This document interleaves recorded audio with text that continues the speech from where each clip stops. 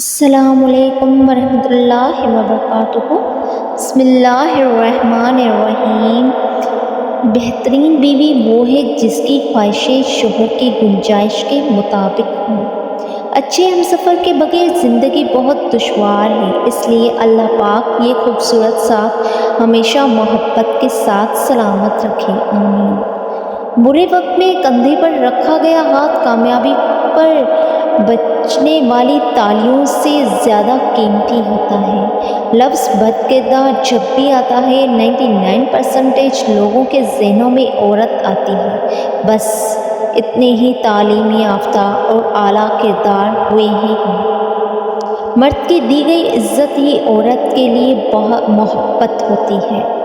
کچھ لوگوں کے لیے مصروف زندگی سے وقت نکالنا پڑتا ہے، اور کچھ لوگ ایسے بھی ہوتے ہیں جنہیں دل سے نکالنے کے لیے زندگی کو مصروف کرنا پڑتا ہے۔ اللہ پر ہمیشہ بھروسہ رکھو، کیونکہ اللہ وہ نہیں دیتا جو تمہیں اچھا لگتا ہے، بلکہ وہ دیتا ہے جو آپ کے لیے اچھا ہوتا ہے۔ کوئی بھی چیز دل کو ایسے زندہ نہیں کرتی جیسے قرآن پاک کرتا ہے۔ دنیا میں سب سے زیادہ وہ لوگ سکون میں رہتے ہیں جو مشکل وقت میں کہتے ہیں کہ میرے لیے بس اللہ ہی کافی ہے۔ صبر میں اتنی طاقت ہوتی ہے کہ دھوکہ دینے والوں کی بنیادیں ہلا دیتی ہے۔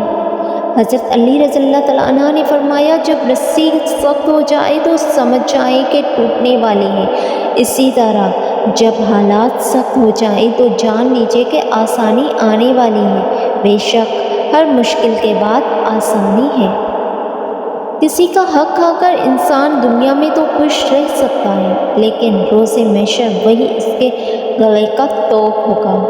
ہمارا گھر چاہے کتنا ہی بڑا ہو، کپڑے کتنے ہی مہنگے اور خوبصورت ہوں، ہم کتنے ہی امیر ہوں، لیکن ہم سب کی قبریں ایک ہی جیسی ہوں گی۔ ہر کسی کے لیے دعا کیا کرو، کیا پتہ کسی کی قسمت تمہاری دعا کا انتظار کر رہی ہو۔ جس کو اپنی برائیاں دکھائی دینے لگے تو وہی قابل تعریف ہے۔ دنیا کی سب سے بہترین، خوبصورت اور حسین نعمتوں میں سے ایک نعمت نماز ہے۔ جو سکون اس میں ہے ویسا سکون اور کہیں نہیں۔ آگ لگانے والوں کو کیا خبر، رخ ہواؤں نے بدلا تو خاک وہ بھی ہوں گے۔ عروج ملنے پر انسان خدا نہ بن جائے، اس لیے خدا نے زوال رکھا ہے۔ سب سے بہترین ہجرت گناہوں سے نیکی کی طرف ہے۔ بے شک گزرتے زندگی کے لمحے جو سبق سکھاتے ہیں وہ سبق کوئی اسکول نہیں سکھا سکتا۔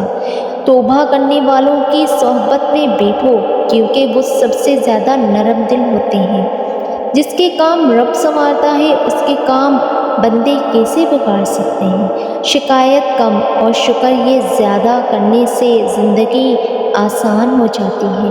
کوئی نہیں دیکھتا کہ آپ کسی کے لیے کتنا کرتے ہیں، وہ صرف وہی دیکھتے ہیں جو آپ نہیں کرتے ہیں۔ ساجد شہر کے بہت بڑے تاجر تھے۔ اللہ تعالیٰ نے انہیں بہت ساری دولت اور زندگی کی تمام نعمتوں سے نوازا تھا۔ وہ اپنی بیگم اور اکلوتے بیٹے کے ساتھ ایک بہت بڑے بنگلے میں رہتے تھے۔ بہت زیادہ دولت نے انہیں مغرور کر دیا تھا، اور وہ غریبوں کی مدد کرنا بلکہ ان سے بات کرنا تک گوارا نہ کرتے تھے۔ ایک دن وہ صبح سویرے اپنے پالتو جانوروں کو کھانا کھلا رہے تھے کہ دروازے پر دستک ہوئی۔ چوکیدار چھٹی پر تھا، مجبوراً انہیں خود دروازہ کھولنے جانا پڑا۔ چوکیدار کو برا بھلا کہتے ہوئے جب انہوں نے دروازہ کھولا تو سامنے ایک ضعیف بزرگ کھڑے تھے اور حلیے سے غریب دکھائی دیتے تھے۔ سیٹھ صاحب نے دشت لہجے میں ان سے آنے کی وجہ پوچھی۔ بزرگ نے کہا، اللہ کے نام پر کچھ مدد کر دو، اللہ آپ کے رزق میں برکت دے۔ یہ سننا تھا کہ ساجد صاحب کو غصہ آ گیا۔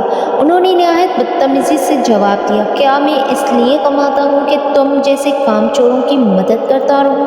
ہڑتال والے دن بھی چین نہیں ہے، بھیک مانگتے ہوئے شرم نہیں آتی؟ دفع ہو جاؤ یہاں سے۔ بزرگ نے یہ سن کر کہا، غرور کا سر کبھی اٹھا نہیں کر رہتا، تم رزق کے ایک ایک نوالے کو ترسو گے۔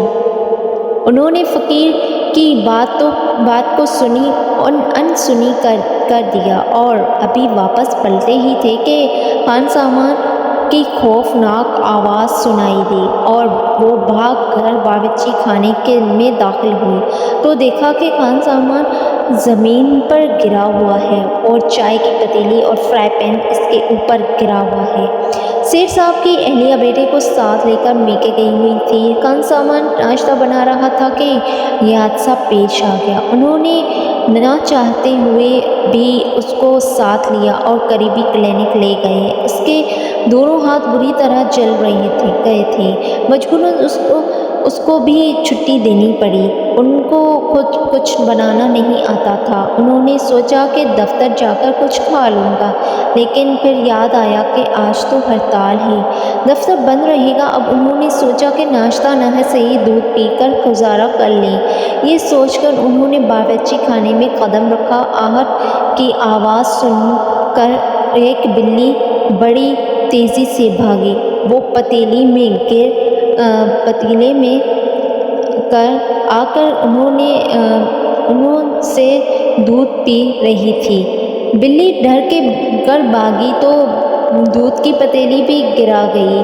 بلی کو اچھی طرح برا بھلا کہنے کے بعد انہوں نے فیصلہ کیا کہ کچھ دیر ٹی وی پر ہڑتال کی صورتحال دیکھی جائے۔ ٹی وی دیکھتے ہوئے دن کے 2 بج گئے تھے اور اب بھوک کی شدت سے مجبور ہو کر انہوں نے باورچی خانے کی دوبارہ تلاشی لے ڈالی۔ انہیں بسکٹ کا ایک ڈبہ ملا، لیکن جیسے ہی انہوں نے اسے کھولا تو دیکھا کہ چیونٹیوں نے بسکٹ کو کھا کر بھربھرا کر دیا تھا۔ وہ تیش میں آ گئے لیکن کچھ کر نہیں سکتے تھے۔ ہڑتال کی وجہ سے ہوٹل بھی بند تھے۔ فریج میں ایک انڈا رکھا نظر آیا تو وہ خوش ہوئے۔ تلنے کے لیے اسے توڑا تو وہ گندا نکلا۔ ایک کونے میں ان کو دہی کا رائتہ نظر آ گیا۔ باسی روٹی سے ابھی کھانا شروع کیا ہی تھا کہ انہیں پیالے میں کوئی چیز تیرتی ہوئی دکھائی دی۔ انہوں نے غور سے دیکھا تو رائتہ میں کاکروچ تیر رہا تھا۔ انہیں یہ دیکھ کر ان کا جی متلا گیا۔ ان کی سمجھ میں کچھ نہیں آ رہا تھا کہ یہ سب کیا ہو رہا ہے۔ سیٹھ کے گھر میں دولت کی ریل پل تھی اور وہ روٹی کے ایک نوالے کو ترس رہا تھا۔ اچانک ان کے ذہن میں فقیر کی بد دعا کے الفاظ گونجنے لگے۔ اب انہیں احساس ہوا کہ صبح ان کے گھر پر سوالی بن کر آنے والا کوئی عام فقیر نہیں بلکہ اللہ کے نیک بزرگ تھے، اور یہ ان کی بے عزتی کرنے کی سزا تھی جو وہ بھگت رہے تھے۔ یہ خیال آتے ہی انہوں نے گاڑی نکالی اور بزرگ کو ڈھونڈنے نکل پڑے۔ شام سے رات ہو گئی لیکن بزرگ کا پتہ نہ چلا۔ چلتے چلتے انہیں ایک جھونپڑی نظر آئی جس میں ہلکی ہلکی روشنی تھی۔ وہ گاڑی سے اترے اور جھونپڑی میں داخل ہو گئے۔ ان کی حیرت کی انتہا نہ رہی کیونکہ جھونپڑی میں وہی بزرگ عبادت کر رہے تھے جن سے صبح ساجد صاحب نے بد اخلاقی کی تھی۔ انہوں نے روتے ہوئے بزرگ سے معافی مانگی اور وعدہ کیا کہ وہ آئندہ کبھی غرور نہ کریں گے۔ مجھے احساس ہو گیا کہ یہ دنیا فانی ہے، اصل حقیقت انسان کے اعمال اور کردار کی ہے۔ بزرگ نے کمال شفقت سے ان کے سر پر ہاتھ پھیرا اور پاس رکھی ہوئی کپڑے کی چھوٹی سی گٹڑی ساجد کو دی۔ ساجد نے گٹڑی کھولی تو اس میں سوکھی روٹی اور اچار کا ٹکڑا رکھا تھا۔ اس کے ساتھ بزرگ نے مٹی کے پیالے میں پانی ڈالا اور ان کے پاس رکھ دیا۔ انہوں نے بزرگ کا شکریہ ادا کیا اور خوب پیٹ بھر کر کھایا۔ آج ان کو یہ کھانا گھر کے کھانے سے بھی زیادہ لذیذ محسوس ہو رہا تھا۔ انہوں نے اللہ تعالیٰ کا لاکھ لاکھ شکر ادا کیا کہ اس نے انہیں سیدھی راہ دکھا دی۔ جو دعا سے بھی نہیں مل رہا تو سمجھ جاؤ کہ اللہ نے اس سے بہتر آپ کو عطا کرنا ہے۔ دنیا ان لوگوں کی وجہ سے تباہ نہیں ہوتی جو برا کرتے ہیں، بلکہ ان لوگوں کی وجہ سے ہوتی ہے جو سب کچھ دیکھتے ہیں اور کچھ کرتے نہیں۔ شکوہ نہیں، صبر کرنا سیکھ جاؤ، کیونکہ شکوے سے مشکلات بڑھ جاتی ہیں اور صبر سے مشکلات آسان ہو جاتی ہیں۔ نماز کبھی نہ چھوڑیں، اس لیے کہ قبروں میں لاکھوں لوگ ترس رہے ہیں کہ دوبارہ زندگی مل جائے تاکہ اللہ کے لیے ایک سجدہ کر لیں۔